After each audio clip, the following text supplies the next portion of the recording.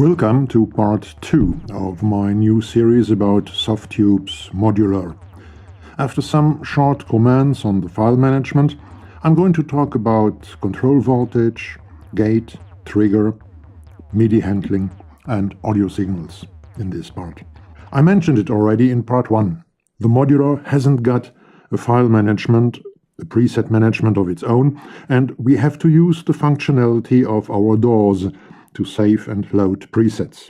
As I'm using FL Studio in this series, I'm going to demonstrate some typical behavior concerning the preset management of the Modular with this DAW, hoping and thinking that, despite of the differences, there will be a basic, let's say, no more than one, there will be basic similarities between the DAWs. Well, no preset management in the VST itself means we can't change the names of the preset after changing them in the Modular. Therefore, after changing one or more presets during a session, they all will still have their old names, but will all be changed. You can't recover them in the same session. We can save the whole project, of course, but take care. Saving the whole project will save all changes, all presets we have produced during the session, but our work will be preserved at least.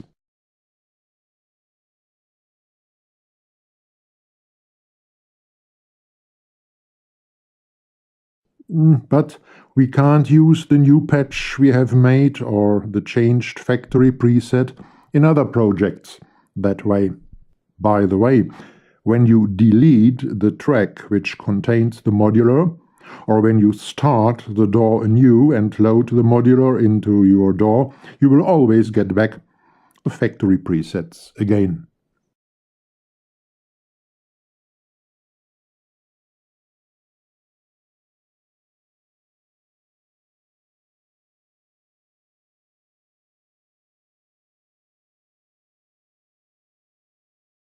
When I don't save the whole project, but just the preset I'm working on, I can, of course, give it a name of its own, and I can, of course, use this preset in other projects if I want. But I have to do this using the DAW's preset manager.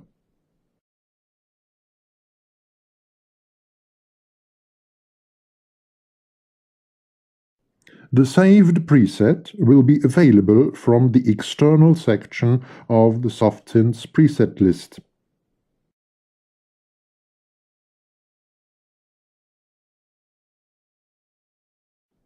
Or from the FL Studio browser preset section.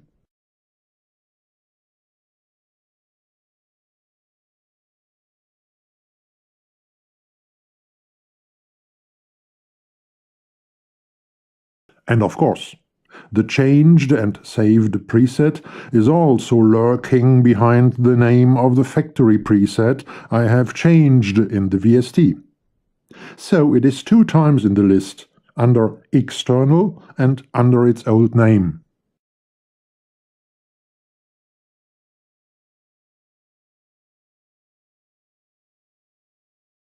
Well, in later versions of the Modular, there might be a preset manager to make things easier. I hope so. Well, back to sound design and modular synthesizers. Those of you who have grown up with synthesizers, especially modular ones, may skip the next minutes because I'm going to talk about the concept of control voltage, about gate and trigger impulses, about the existing or not existing difference between those signals and audio, and about MIDI to CV control voltage units, so that even complete newbies can follow this series easily. Let me say it in the easiest possible way. A CV or control voltage signal is a signal that tells the units of the synth what to do and how to do it. The synthesizer's keyboard, for example, generates a control voltage to tell the oscillator what pitch the wave shall have. The higher, more to the right, a key is, the higher is the control voltage and the higher is the pitch of the wave generated by the oscillator. Audio. Well, that seems to be a clear thing, doesn't it? Audio is just what you hear, the sound which comes out of a unit and is fed into the next unit or led to the output and the speakers. Well, okay, let that be true for a while. Gate. Well, gate is more or less a special kind of control voltage. A special kind because there are only two levels of a gate signal, 0 and plus 5 volt. A gate signal has a certain length, for example, the length how long you hold down a key on your keyboard. A gate signal does what its name is telling us. It opens the gate for other signals, for example, for audio.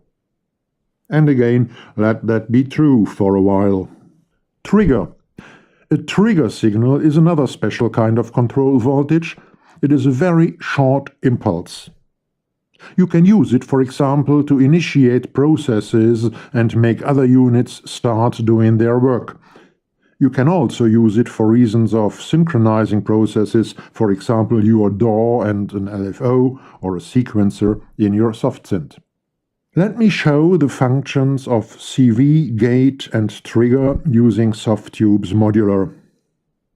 I'm going to demonstrate the before-said conventional functionality at first, before I start smashing this conventional system and blur the borders between audio and CV, CV and gate, gate and trigger, audio and trigger, and so on.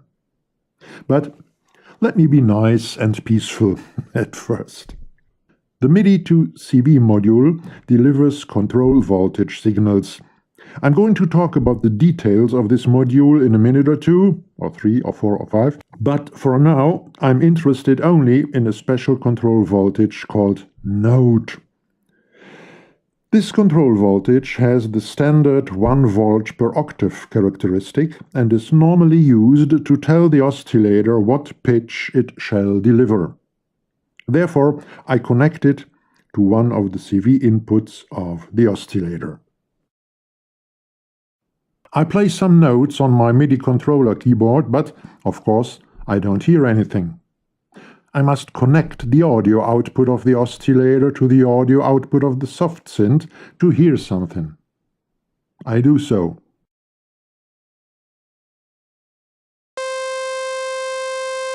And play some notes again.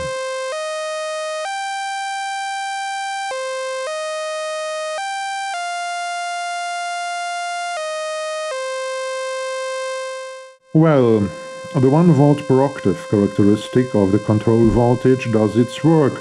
The pitch reacts to the keys I play, but, unfortunately, the audio output keeps on delivering the sound, the note I have played last, and doesn't stop when I release the key.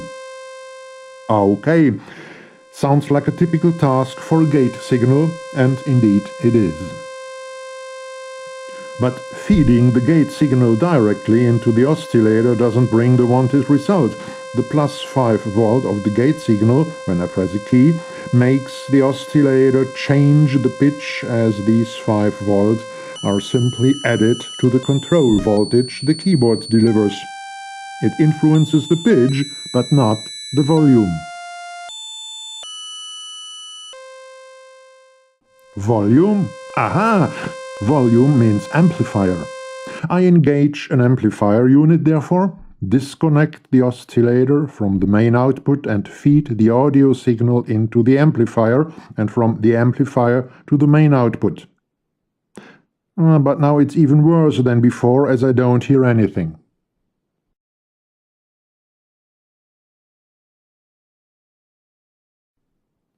Of course I don't hear anything.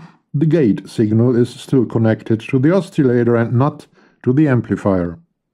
How should the amplifier know when to start doing its work if it doesn't get a gate signal? So I disconnect the gate signal from the oscillator and connect it to the amplifier. And voila, here I am.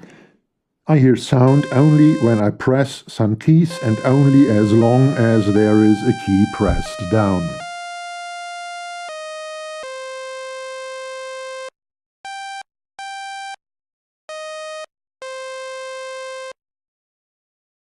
Well, let me complete the patch. I insert a filter in the audio path. So I disconnect the oscillator from the amplifier and insert a filter module. The audio goes from the oscillator through the filter to the amplifier now.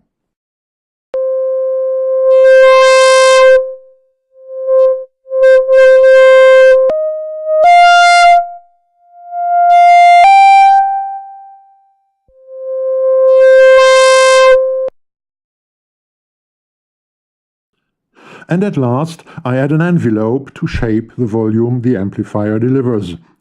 This time, the path of the gate signal is concerned. I disconnect the gate from the amplifier, connect it to the envelope generator, and connect the envelope generator to the amplifier. The gate signal flows through the envelope generator to the amplifier.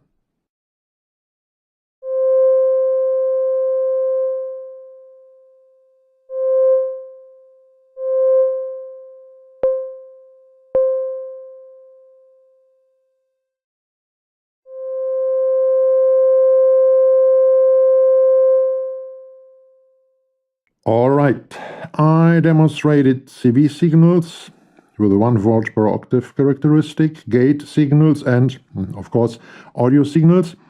Let me show how trigger signals work before I run crazy mashing up everything. I add an LFO and let it modulate the pitch.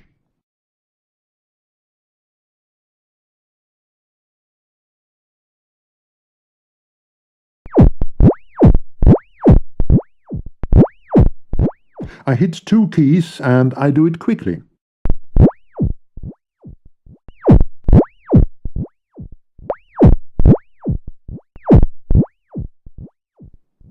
Then I feed a trigger signal into the reset jack of the LFO and hit the key again and again quickly.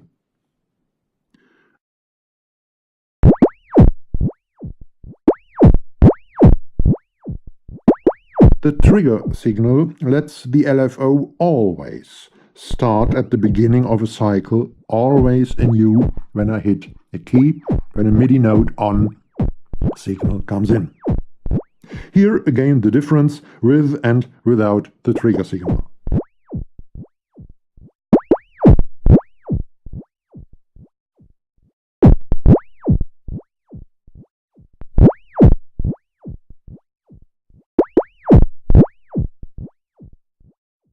Alright now, blurring the borders, smashing it up, living the mayhem. First, I replace the 1 volt per octave signal with the gate, feeding the gate signal directly into the oscillator. I get a note with a high pitch, no matter what MIDI note my sequencer plays. Well, of course, the gate signal is always a plus 5 volt signal. Plus 5 volt at an input expecting 1 volt per octave is a high-pitched note. Not really exciting. Okay, let me replace audio by a gate signal then. I disconnect the oscillator completely and feed the gate signal directly into the amplifier's audio input. I get only plops. Oh yes, of course. The gate signal is no frequency, is no wave. It's just a signal of constantly plus 5 volt with an upward flank and at the end a downward flank. I feed the amplifier's output into a filter and play around with the cutoff and the resonance.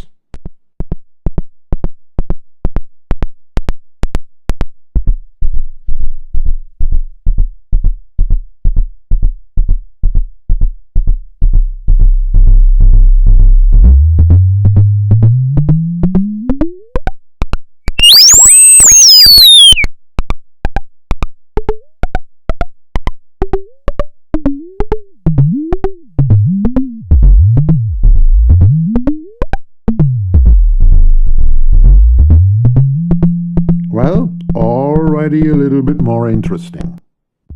As the modules in the audio path react only to the flanks of the gate signal, I should get the same result using the trigger signal. And indeed, I do, but for the fact that there is no down flank, meaning I get only half the number of impulses of plops per cycle.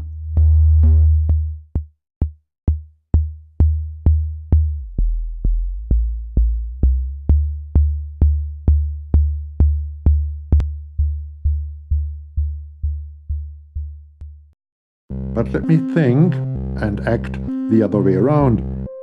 Let me replace control voltage by audio.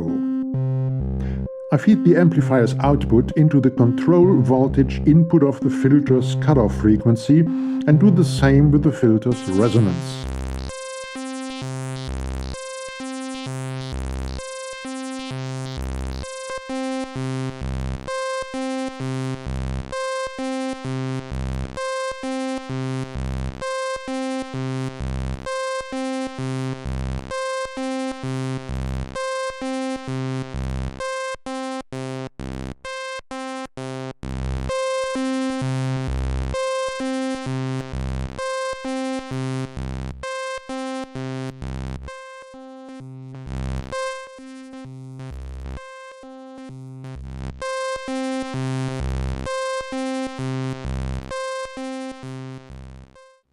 Now I use a second oscillator and feed its audio output in the control voltage input of oscillator 1.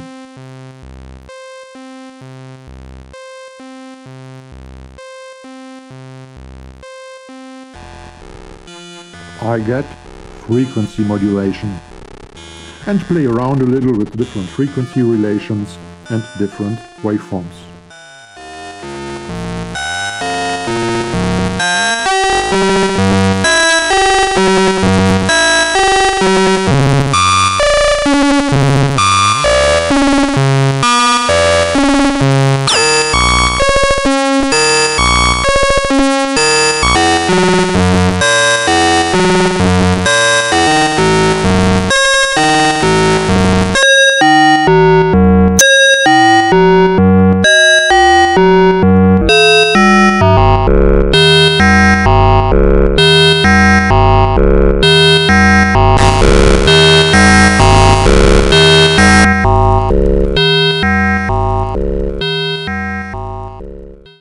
All these short experiments of the last minutes will be looked at again, systematically and in detail, but in a later video. Today I want to show you, and I wanted and I did, that there is no insurmountable border between control voltage, gate, trigger and audio when we work with modular synths. Well, I'm nearly at the end of today's tutorial, but before I say goodbye, I'd like to talk about the details of the MIDI to CV unit. This unit does what its name suggests. It translates MIDI messages into control voltage, and therefore it is our communication channel between external hardware and Softube's Modular and/or between our DAWs and Softube's Modular. We can choose special MIDI channels for the communication or just leave it to all channels, to Omni as it is by default.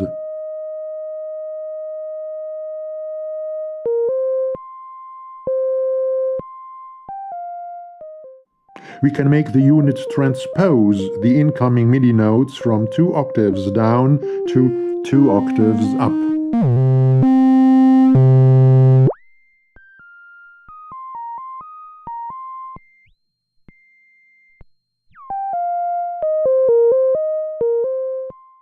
The note priority is important when there are more than one note at once coming in. Let's think of a chord, for example. Low means that the modular plays the lowest of the parallel incoming notes. High, of course, means it plays the highest of them, and last means it plays the last note coming in. Look at the score with a chord of 3 notes, all slightly out of alignment.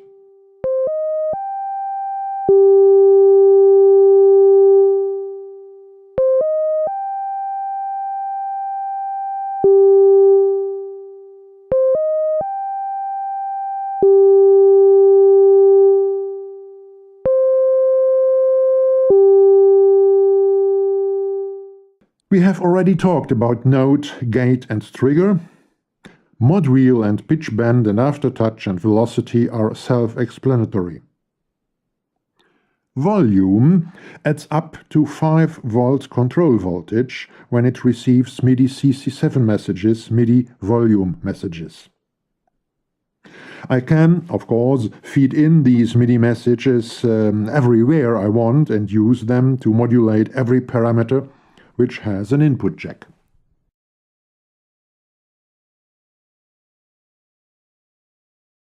Thank you for watching. The next part of this series about Softube's Modular is going to deal with the details of the oscillator module A110 VCO, the filter module A108 VCF8, the amplifier module A132 3D VCA and the envelope module A140 ADSR. There is a website of mine at www.rolf-medianet where you will find more information about this series of tutorials and about the modular in general. And there is also a forum there, the Deep Sound Divers Coffee House, where you can discuss my videos and their matters. Please consider liking, sharing and subscribing, and, well, if you really like this video, please think about donating a little to help me making more videos like this one. Have a great day and a good time. Rolf.